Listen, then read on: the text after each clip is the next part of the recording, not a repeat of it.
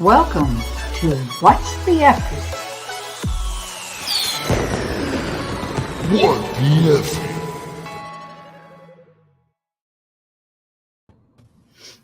Hello, everyone. Welcome. I have a very special person with me today. I would like to introduce you to Brad Young. Brad, thank you so much for coming on my podcast. I'm very, very appreciative of your time. Thank you for being here. Yes, ma'am. Anytime. Oh, and he keeps calling me ma'am, so feel free to tell him to stop it. Anyhow, so I do want to. Hi, Pansy. Nice to see you. I do want to give a little bit of a background. Brad Young came to me because of another Subto guest, Jake. And I wasn't really sure why. Why did Jake want me to reach out to Brad? But after I spent time with him, I really, I got it. I knew why he said it, and you will too. But I'm going to start by asking Brad to start by explaining, why did you choose the movie October Sky? Talk about the movie you chose. Okay. So the movie October Sky, whenever I look at that, it shows me that it's okay to dream. And whenever you look at those dreams, the possibility of someone is going to make it. And in that particular movie, I don't know who all's watched it, but it's based on how they came out with really the first rockets that were viable for NASA. And just watching his story and all the people that came against him and said, you can't do this here, this is not possible. And everything that he overcame to get to that point. Interesting. And I watched it because of you, and I enjoyed it. I thought it was a story of resiliency and creativity and refusing to be boxed, and overcoming the challenges. It was very interesting. But what's interesting about it, even more so, is that less than one generation later, really, we are so much further. We're so much further, and we are now dreaming about more than we can ever imagine. I mean, really, like the moon.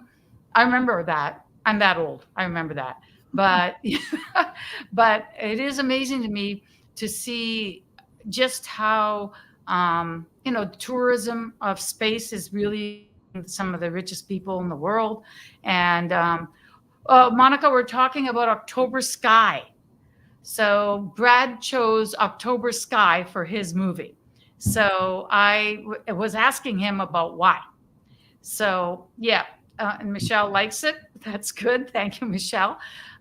So it is an interesting movie, and that it does teach about going ahead and fighting for what you believe and not having their creativity stifled. Did you relate to it personally? In a sense. So I know that when I was younger and in high school, that's what I wanted to go to school for, was aeronautical engineering. Oh, and interesting. It is. But then once I got out, obviously I took a different path. But even watching it now, I see the struggles that he had. And even his own family was telling him, you've got to stop this. So that's how I can relate to it now. Interesting. Well, let's talk about when you were little. Where did you grow up, and what was your family structure like? Tell us a little bit about you as a kiddo. Oh, good grief. So I grew up in Paris, Texas. Not much more than that. Had a mom and a stepdad that raised me. And then I had a sister and two stepbrothers, which one of the things that my dad said, which my dad died when he was 53, but he said, we don't have stepbrothers, we have brothers. I'm not a stepdad, I'm your dad, you're not my stepson, you're my son. And so that's how we were raised, and that's how it is to this day. So anytime I see my stepbrother, he and I are extremely close. That's my brother. So how many are there altogether and what is the order? So I'm number one. Start there. All right, that's easy. Yeah, right. No, so obviously it was my stepdad and my mom, And then I was the oldest. I had another brother, his stepbrother. He died when he was 23. Oh, And then my sister, I don't know how old she is now, about 3 years behind me. okay. And then my other brother after that is about 2 years behind her. Okay. So 4 of you altogether Correct. and 3 remaining. That 23 is so young. That must have is. been horrible, to say the least. And you were all living in Paris, Texas? Correct. Why there? What was your dad doing or your mom doing? You know, what were you guys there for generations? What's the story? Oh, no. I started out in Commerce, Texas, and my dad got a job at Campbell Soup. Oh, And yes. So we moved up there while he was working at that factory, and then he moved from there over to Kimberly-Clark. Oh, I got it. Interesting. What was it like to go to school there? And what kind of student were you? I wasn't much of a student. I found out pretty quick that I could sign myself out and not get in trouble. So I barely made it through school. I looked at it to where a C is just as good as an A. It's like I'm still passing just like everybody else. And I've got all these other kids that are like, oh, you need to go to college and you've got to have A's and be an honor roll. And I was like, for what? You know, I can skip out and go eat lunch where I want to go and then go chill for however many hours and then come back by the end of the day and still be in sports. So that's what I mostly did. Oh, that's so funny. So what did interest you? Where'd you go when you were skipping school? Usually just to go hang out with friends that I knew that were already graduated. So the only thing that really interested me in high school was soccer. I played constantly. I played for the school and I played in several adult leagues outside of school. Oh, you must have been pretty good to do that. I was fast. I don't know if I was any good, but I was quick. And you didn't have any desire to go and see if you could get a soccer scholarship, because collegiate soccer tends to be pretty big. I was actually invited to come play on a league in Dallas, and that one was starting to kind of pick up and look like it was going to take me places. But I was dating a girl, and it was going to take too much time. So I was like, maybe soccer can wait. So I held off. Okay. So when you graduated from high school, what did you decide you were going to spend your time on? Getting out of the house. So I moved out pretty quick, and then I needed to find a job to support not ever coming back. And my dad told me when I moved out, he was like, this is not a great decision because you're going to be on your own and you may not be ready. You know, we don't know. And he said, once you move out, you can come back once. And so, of course, now, you know, looking back, I know that I could have probably left and come back as many times as I wanted to. But that was kind of whenever I moved out, he was like, you have one time that you can come back, you know, get out there, try it, see what happens, make it work, don't make it work, whatever. You can always come back here one time. And once I got out, I was like, I'm never coming back. That is so I funny. did whatever I could to not come back home or not live back home. Gotcha. Do you know that that's exactly what I said to my kids? Really? I did. I said, you know, you can't get out of this place before you're 18. It's against the law. I'll get the police, they'll pull you back. You know, I said, but sometime between 18 and 25 at the latest, I expect you guys to fly. And, you know, you can come back, but once. Yeah. That was it. Might be one of those things that parents say. I don't know. But why did you want to move out? Was it that you were looking for your own independence, or were you trying to get away from what was in the house? Oh, no. What was in the house didn't bother me. I was just looking for independence. I knew that I wanted to go and do, and I was just ready to go. Okay, so what did you go and what did you do? You know, where'd you go? Tell me about what your first place looked like, how you paid the bills, what'd you do? Oh, man, I struggled on my first one. So it was a very small apartment, 1 bedroom, 1 bath. In the winters in East Texas, I say it's cold. It may get down to, you know, the teens, the 20s, but we have so much humidity, like it's just bone chilling. Yeah. So there were times that I had trouble paying the electric bill, and I would get out and go to my car, and I would go to Walmart, and I would just walk around for hours in Walmart. And then same thing in the summer. I was able to pay the bill, but I mean, if we're talking 65 degrees, it wasn't happening. So whenever it got extremely hot, I would do the same thing. I would get out, go to Walmart, walk around, not even shop, just get out there. Because there were always people that wanted to walk and exercise in Walmart for whatever reason. Yes, I exercising know. their Isn't sweat. that funny? Yeah. It's So, kind of, yeah, I would go there. I mean, and in our summers, it's 105, 110. So it's like you can suck the air with a straw. It's just so humid. wow. So, what were you doing for employment or for money? So I worked mostly construction, just doing anything I could. I worked for a crane service for quite a while.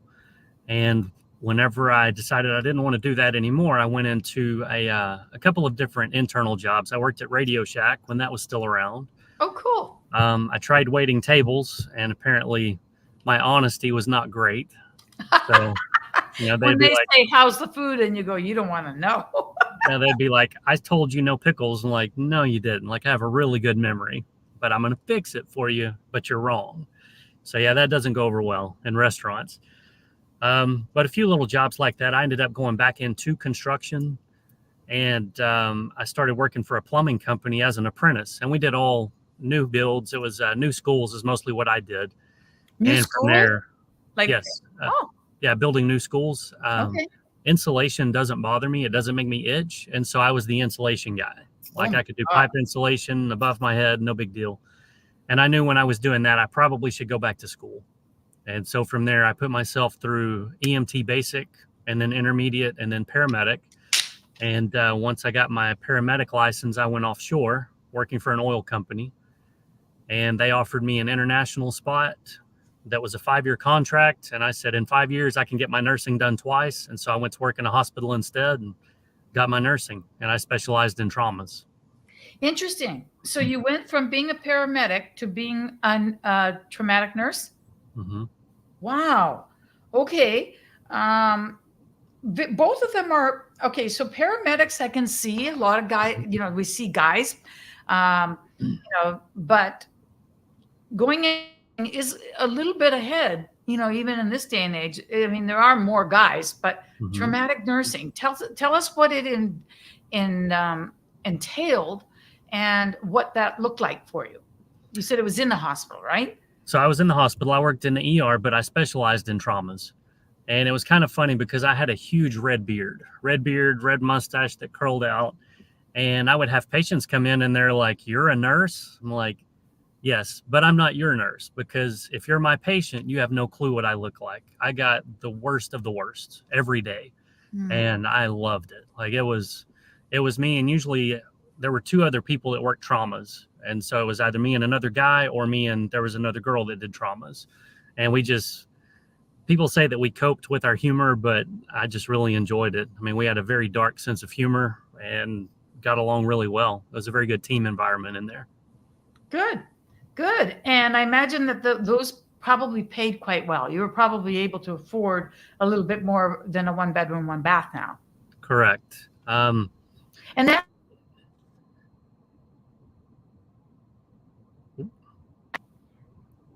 I think we lost your sound Really? Can you hear me? for a moment. I can now. Oh, okay, sorry. I was going to state this at the beginning, guys. For some reason, well, I know the reason. Chicagoland weather sucks. But anyhow, just prior to the show starting, there was a little bit of an issue with my internet. So if anything goes out, you'll know that it's because of this stupid storm. And my sincere apologies. I was saying, Brad, that the moment you said you were a paramedic and in the oil field and that they sent you out, and was it for 5 years, you said? They offered me an international contract for 5 years. What I was going out on was 30 on, 30 off. On the rigs then, right? Yes, ma'am. Okay. Now you're in money. Correct. Okay. Was it the first time that you were in the money, so to speak? The first time that I felt a lot more comfortable. Okay. And then when you went, when did you go back to school? And how did you go back to school? Was it at the same time as you were a paramedic, or what did you do? Mm-hmm. So they have several programs that are transitions from paramedic over to nursing. Okay. And so I did several of the classes that were required, and then I went and challenged the board with nursing. So And Oh, I thought it was a joke. Like, I was freaking out because I was like, there's no way this test was this easy. And not to make it sound easier than it is, it's a difficult test. And I know a lot of people aren't able to pass it. But whenever I got out, I was like, oh, crap, I know I failed because it just wasn't that difficult for me. But I also had the paramedic experience behind me. interesting. Interesting. All right. And how long did you work in ER? And what did that, what was going on in your growth at that time? Were you happy where you were? Were you doing other things on the side? Talk to us about your life at that point. Okay. I was doing other things on the side. So I did traumas for 7 years, and I would bounce in and out of trauma between that and the ICU.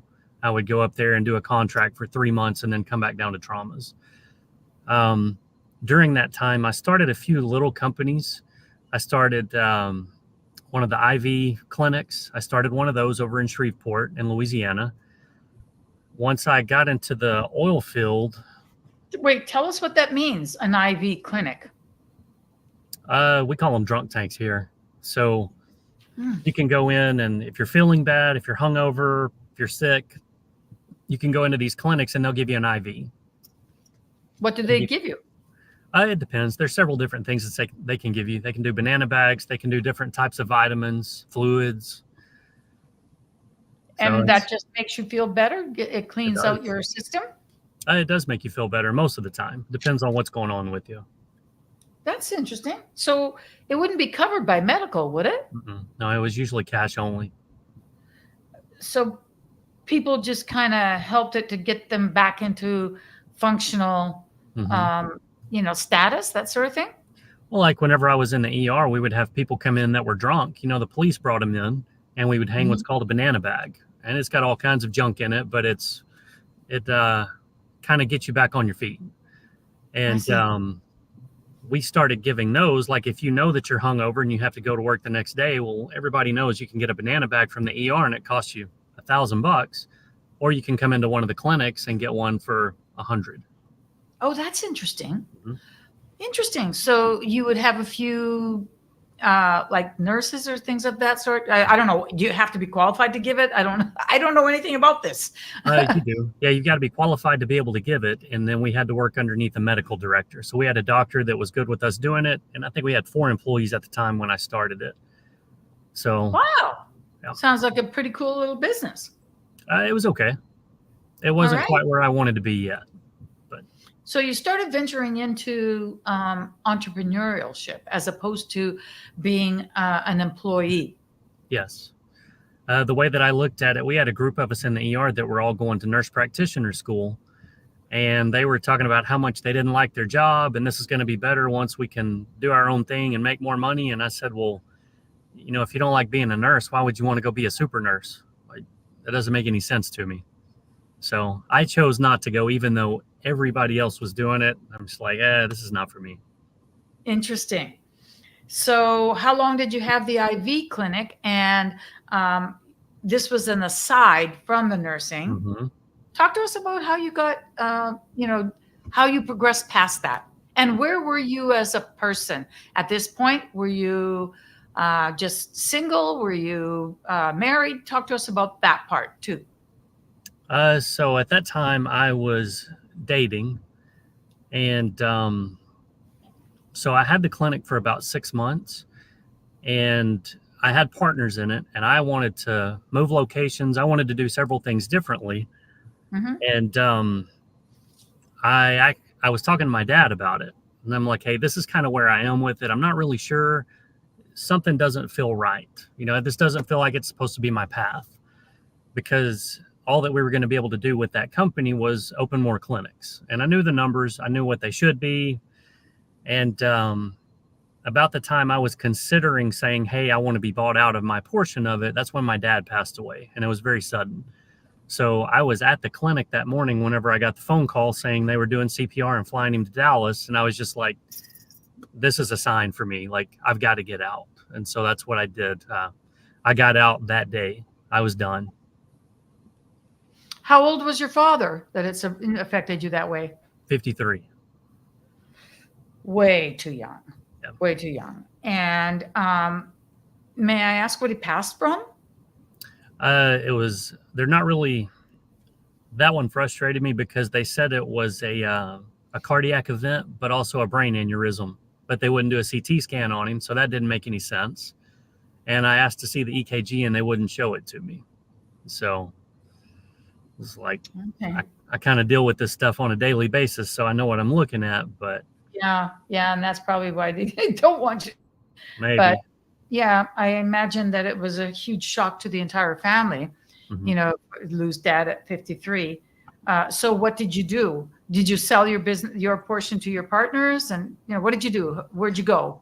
So How'd you I ended up signing over my portion to one of the other owners, Mhm. and then I kept a small percentage of it for whenever he sells, I get my percentage back.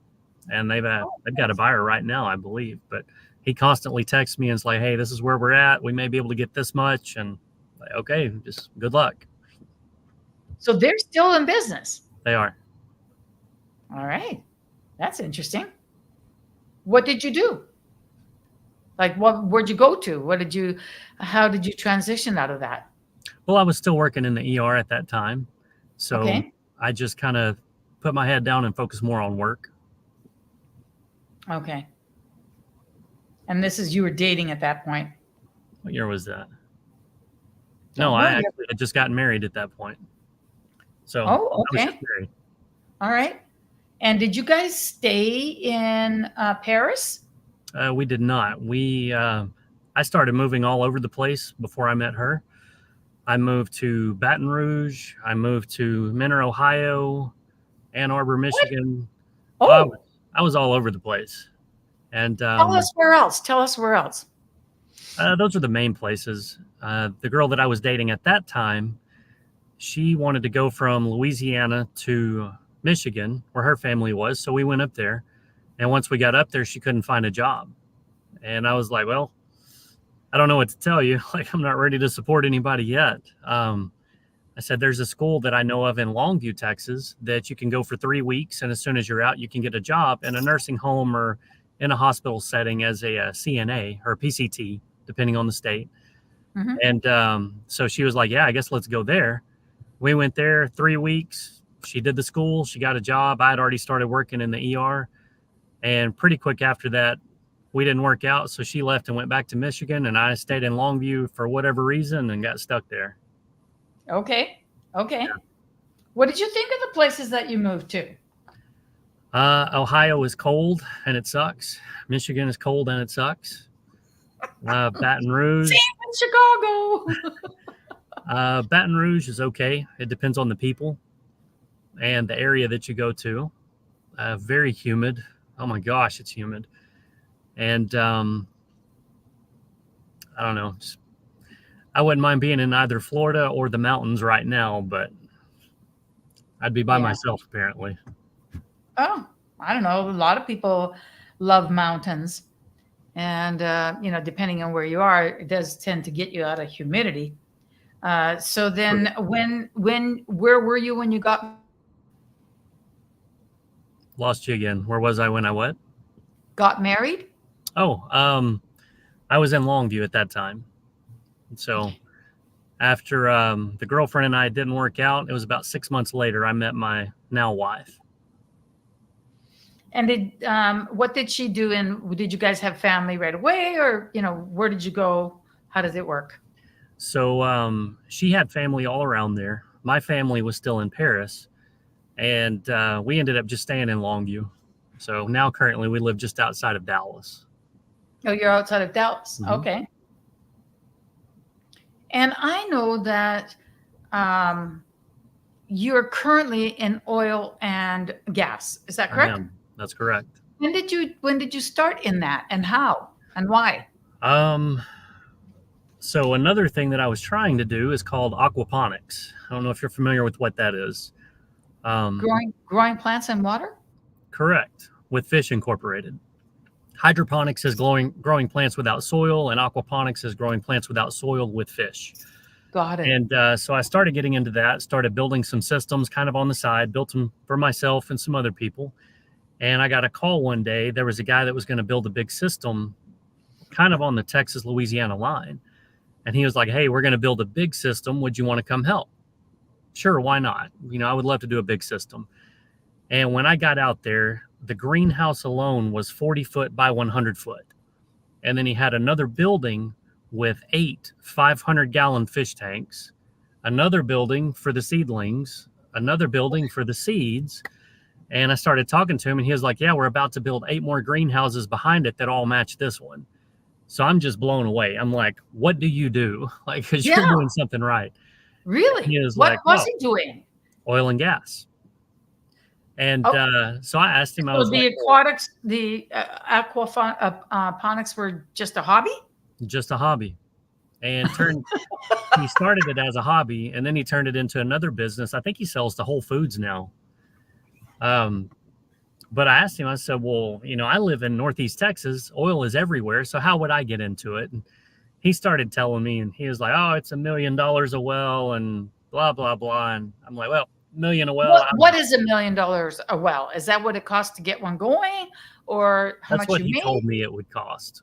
Oh, I see. And so I'm out. I'm like, oh, well, I'm good. I don't have $1 million in my pocket. So he left. And later on that day, his hand came over. And he was like, did he tell you it was $1 million a well? And I said, yes, sir, he did. And he was like, that guy's an idiot. I'm like, okay. Like, I don't know what I'm coming into. Apparently he was about to quit on the owner, but he was like, no, here's what you do. And he gave me some steps. I was like, okay, well, that doesn't sound that bad. And so I left, I went and I started going through the process. 30 days later, I called him and I was like, hey, I have an operator number through the governing body of Texas, through the Railroad Commission. I have a bond, which is what they require. What's next? And he was like, man, I'm impressed. You're the first person I've ever told what to do that you actually went out and did it. So I'm going to help you. About 2 weeks later, I found a lease that had 2 wells on it. And this guy showed up. He cut the lock off of our electric company box, which I got fined for later. So that was awesome. But he cut the lock off the electric, flipped the electricity on. We turned the well on and it started pumping oil. And he was like, man, this never happens. And from then on, I was hooked. Wow. So explain that a little bit. I understand the process of getting an operating license and making sure that you are backed financially. But when you went to get a lease, how did that work? And, how did you, are there that many in Texas that you can just go and say, hey, I want to lease your drill, or what? Kind of. The way that I started, there's something called the orphan list. And a lot of the smaller companies that don't make it, they go onto this list. And from that list, there's always wells that could be viable. They may not be. So that's kind of a big risk that you're taking with that. And I found one lease that had 2 wells on it. The previous owner had recently committed suicide over money. He owed too much to all the investors and took his life, unfortunately. And so I was able to pick that one up. So I had to go out and release because the Texas minerals work a little bit differently. But once it's off for 90 days, you no longer have a valid lease to pump the minerals. So I went out, got a new lease. The Railroad Commission signed it over once I was able to show them that, and then it's mine. Interesting.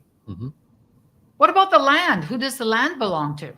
The land and the minerals are separate in Texas. So the land still belongs to the surface owners. Okay. So But someone has land and they go, hey, there might be oil here. So they allow a well to be, drilled. And what are they renting the land off to you while you do that? Or how does that work? I mean, they have the land, but they don't have the oil. So it depends. It depends on who owns the minerals. In the state of Texas, the minerals supersede the surface. So even if a surface owner says, hey, I don't want you to be out here, I can get the state of Texas involved and they will say, well, he's got the minerals. He can do kind of whatever he wants downhole. Most of the surface owners that I deal with, they're ecstatic about it because I make sure that they have a percentage in those wells. So anything that we get out of the ground, they get a check every month. Is that normal? No, it is not. I see. So you make your landowners happy to see you by giving them a cut. I do. I try to make sure the roads are good. Everything stays clean. If we have a spill, we get out there and we clean it up. I mean, I want to try to take care of it. That's good, because then they're going to be happy to see you, and it'll be a positive environment instead of one of conflict and stress. I do feel terrible to think that that person committed suicide, that had it before you because of money. Yeah. But I understand, but it's a shame. Money shouldn't do that. So yeah, getting them on your side would be smart. So now you have a lease with 2 wells and you're on your way. This guy's helping you out to figure out how to do it. Mm-hmm. And where'd you go from there? Like, did you grow, or was that, tell us what you did with it. I went on a buying frenzy. Once I figured out how to buy, I was buying as much as I possibly could. Within 2 years, I had over 100 wells. So, and Wow. no investors. I had 0 investors. And no investors? Mm-hmm. Are they that? Okay, wait a minute. How expensive are they to get into? It depends. It depends on a lot of stuff. So with these, they weren't horrible. We called it blue jean money. I would get a well, we would pump it. Hopefully we would be able to get something out of it. And once we did, we would take that money and immediately go invest it in either another well or another lease, or try to do it like that. I also tried to find companies that were not doing well and said, hey, why don't you, these are a huge liability, because if the state comes back and makes you plug them, you're talking 30 to 40,000 a well in the location where we are. So if I have 10 wells, I may be looking at $300,000 to $400,000 to plug them. Why would they do that? I'm sorry to ask them questions. If they're not viable anymore, if they're not really producing any oil, because that does happen.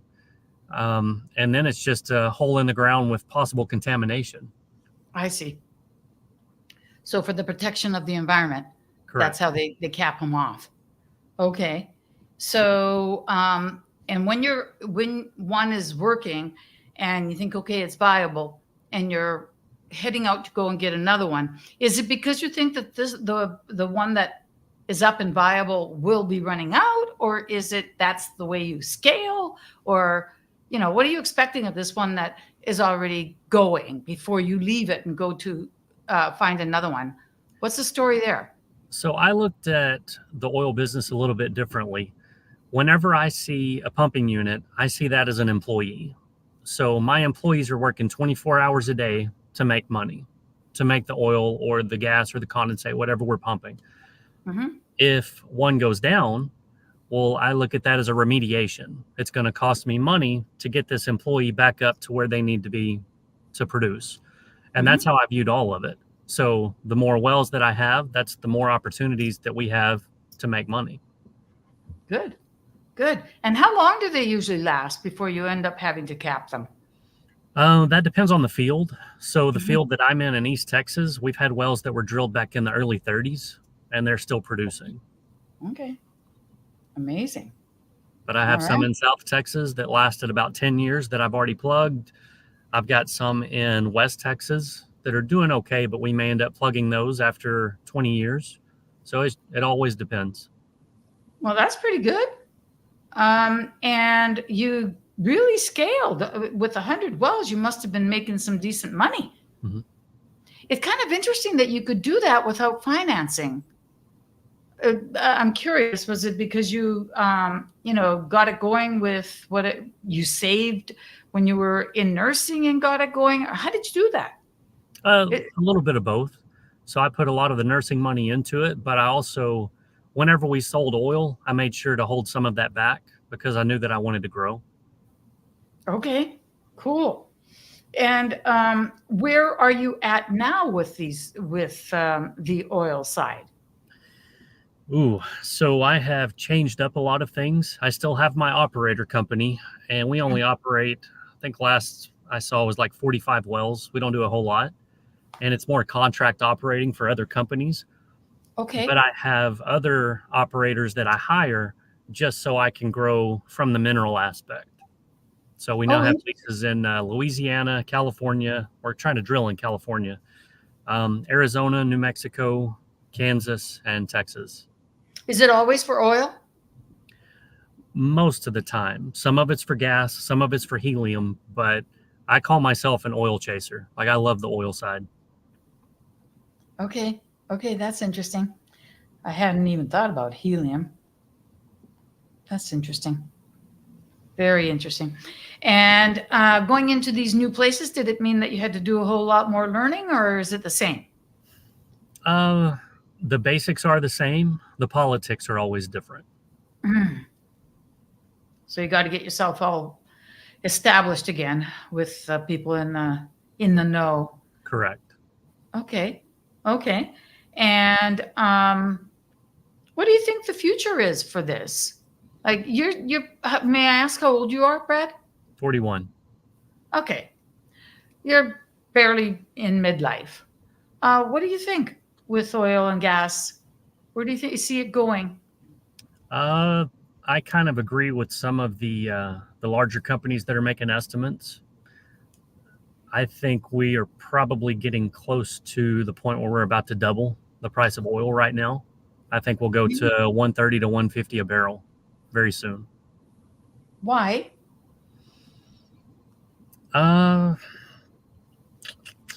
Several reasons without going too far into politics. For one, we only have around 17 days worth of our strategic reserves left. I think was the last I heard. So that's going to be a problem. And plus how dependent we are on other companies or other countries with our oil and gas. I think that that's part of it. Of course, every time that we get an election year, they always skyrocket and then they'll drop and they'll skyrocket again. It really is a political issue. It is very much so. It's not because of reserves. I mean, I think that the States has a lot in reserves, doesn't it? I mean, in the ground. In the ground, yes, but that's not our strategic reserves. That one is something a little bit different. In the ground, they think that there's more in the state of Texas than there is in Saudi Arabia. And there's some people in California that think there's more under California than there is in Texas, which I agree with them. Wow. Well, I used to teach ESL and I had a lot of Saudi students. And let me tell you, that country makes a lot of money. Yes. And they're, I don't know if I'd want to live in desert, or I don't know if I'd want to, as a woman, I wouldn't want to be in that culture. But it does seem like they've done a lot for their people, as opposed to, let's say, 50, 60 years ago. Right. That it does have power. But do you see the world still using oil more and more? Yeah. So you don't see any of that green movement? Like, I have a hybrid. Yeah. So you don't think that those things are really making much of an effect? No, they're not. The cost that it takes to build one of those, and we don't really know what it is yet, but whenever those batteries are all non-efficient anymore, what happens to them then? So I think there's a lot of things that are coming up that are about to be eye-opening. Okay, very interesting. Well, talk to me a little bit about, building off-road trucks, because I did see on your webpage these machines that I'm like, oh, I think I'm supposed to be a guy to really appreciate this, but I was appreciating it. I was like, wow, look at these things.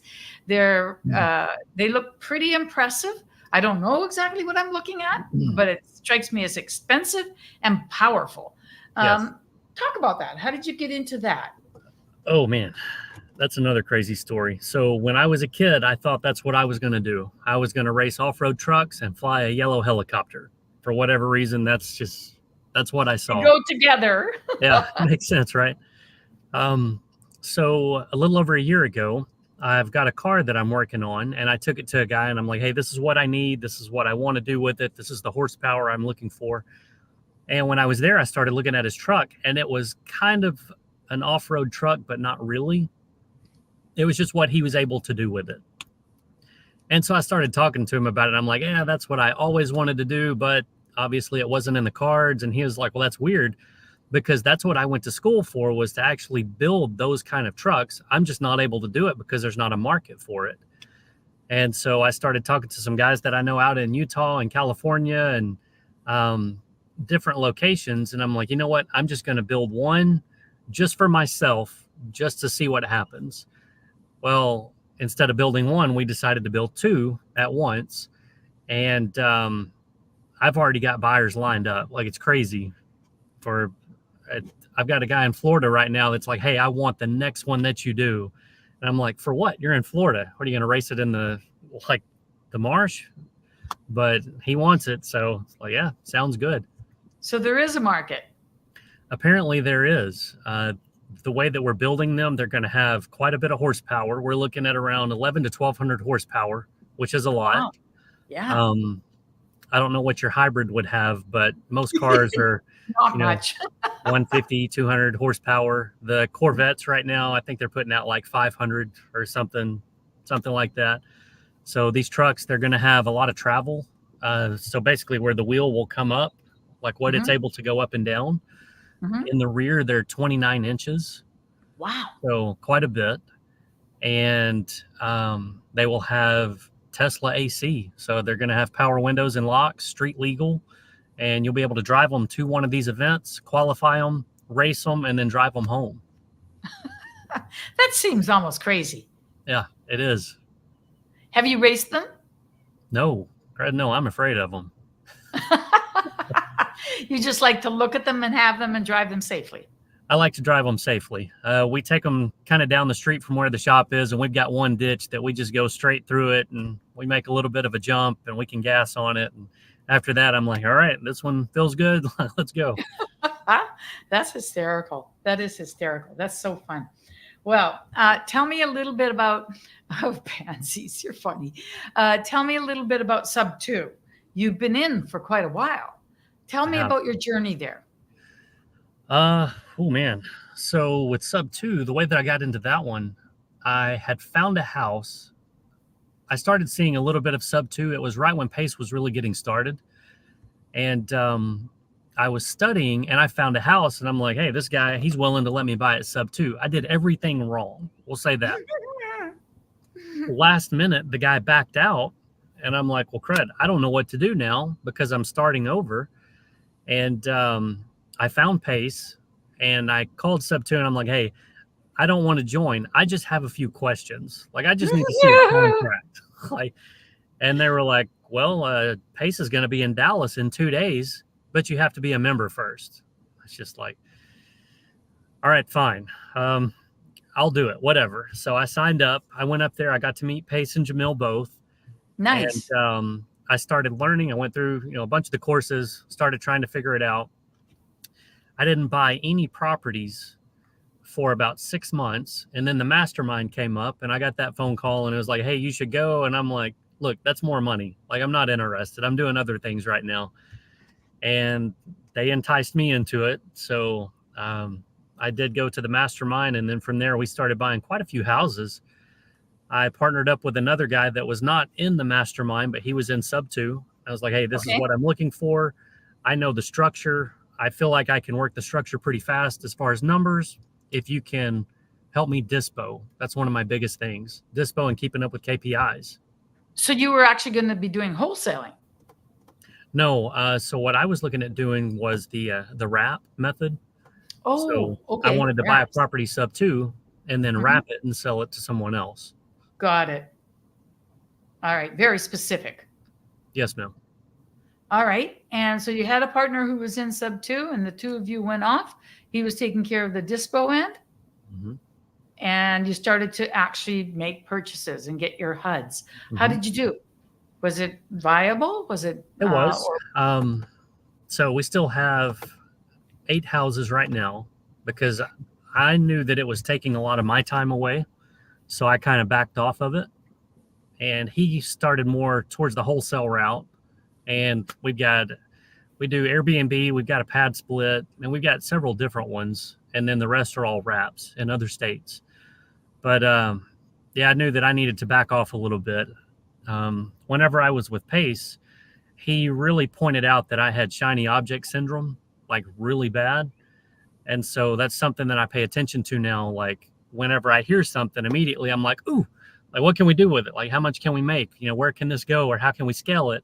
And now I know that I need to kind of take a step back and say, okay, is this related to what I'm trying to do now with oil and gas, or with the trophy trucks, or, something like that. I really have to pay attention to it. That's interesting. I think we all suffer from that. It's I don't know, it's not easy. It's not easy to look away when you see, oh, that is great. I like it. Everything looks good. I'm not in that market, but so what? Yeah. And yeah, that is interesting. So are you and the partners, person who is in sub 2, are you still partnering? We are. Okay, cool. And you backed up a bit. You're focusing more on what? The oil again? Mm-hmm. My main focus is oil and gas. There's so much potential there with what I do. Mm-hmm. And I see the ability to scale that much larger than real estate for me personally. Interesting. So talk to us a little bit about how big is that? How many people are involved? How many wells? I don't know how you measure this stuff. Tell us a little bit about it. So if I started drilling a well and I drilled one every day for the next 5 years, that's how many leases I have right now. I have enough to keep me busy for about 5 years. Wow. My biggest thing right now is funds. And so I started another company that all we do is capital raise. And with that company, oh my God. You're kidding. Well, you go out and you start building these, taking leases for oil, and they're making decent money, and you've got a lot of them. And now you're like, okay, I'm running out of money. So now I'm just going to start a company and raise funds. Well, and I've had a lot of people ask, why would you sell percentages of a well that's already producing? It's like, well, I could wait, 2 to 3 months to try to recoup some of that money and go do something else.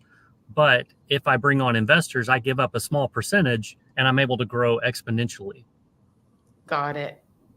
It's fresh blood, so to speak. That's interesting. How long did it take you to get to put together a company of raising funds, for raising funds? A month. It wasn't bad. Was it difficult to raise funds? Not for me, it wasn't, which I'm a horrible salesman. The way I usually put it, like as far as being a salesman, if I have the last liver in the entire world, you're going to go home and talk to your spouse about it before you buy it. Like, I'm horrible at sales. But I look at everything like a superpower. I know that that's not my superpower, but there are people that are incredible salesmen and saleswomen. And so there were some companies that knew what I was doing as far as oil and gas. And so I brought it to them and I said, hey, I want to sell this much percentage of this particular lease. And I had several people that were like, hey, these guys, they don't see it. We would love for you to start your own company and we'll come to work for you. And I was very upfront with, I'm not going to steal people. Like, I can't stand that. I wouldn't want anybody to do it to me. So I ended up just posting it saying, hey, I'm looking for salespeople. And I started hiring my own. Okay, that's good. That's good that you wouldn't take from others. And also it kind of says something to the people who come to work for you. Like where your standards are, that's for sure. Well, that's pretty cool. So you're raising the funds, you're continuing to grow in oil. How many employees are involved in your companies altogether? Is it intensive with people, or is it light? Oh, no, not really. As far as like the trophy trucks, we have 4 employees, so not a ton. With the capital raising, we have 5 employees. And then for the operator side, we have 3. That's all it takes to operate for us. Really? And then other than that, it's all strictly subcontracted out. Oh, that's good. That's good. And you can do that. Helps cut down your costs. It's easier to fire people that way too. Yes. Yes. When you have them on the payroll, there's more you have to watch. So it is actually quite light on people for the many different moving parts you have. And in real estate, I think you would have more people if you were talking about managing properties and fixing and flipping and things, all that sort of stuff. I think that it would require a heck of a lot more people. So that's good. You don't have that much, that many people. Proportion wise, how much is real estate? How much is oil and gas of your whatever? As far as what we have, Yeah. When uh, you're looking at the bottom, two things. When you're looking at the size of the operation, which is heavier, which is bigger, and net, which is bigger oil and gas by far on all by fronts. far. Yeah. Percentage wise, what would you say you've got for real estate versus oil? It's not even measurable because being that we only have 8 houses, we do decent. Oil and gas, you can't even compare it. Okay. We'll do 9 figures this year. Good for you. For the number of people that you've got there. And you're getting to dabble with things you like. True. Like trophy trucks. That's nice. That's nice. Wow. And what do you think about real estate? It's the ones you have now are single family, right? They are. Are you going to dabble more in it, or does that satisfy you? I don't know. So I was talking to my partner about it yesterday, and he's all for it. He was like, "Hey, we need to start growing. We need to take on more. Let's look at multifamily." And I just want to be very cautious with it because I know that I won't be able to dedicate very much time. So I just have to be careful. Mm-hmm. Yes. And now you have a child, right? I do. I have an 8-year-old. All right.